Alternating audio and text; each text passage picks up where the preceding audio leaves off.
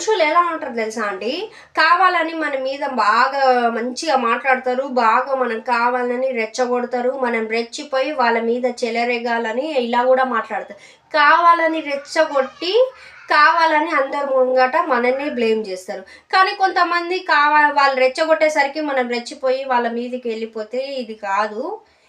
కొంతమంది ఎంతమంది ఎలా ఉన్నా కానీ ఎవ్వరు ఏదన్నా అది ఏది పట్టించుకోకుండా మీ పనేదో మీరు చేసుకుంటూనే పోవాలి. వాళ్ళు అలా చేయమన్నారు, వీళ్ళు ఇలా చేయమన్నారు, ఇలా చేస్తే మనం బాగుపడతాము, అలా చేస్తే బాగుపడతాము అని దేని గురించి అవసరం లేదు. నిజంగా మీకు ఇక్కడ ఏది అనిపిస్తుందో అదే వినాలి. వేరేలా మాట వినాల్సిన అవసరం లేదు.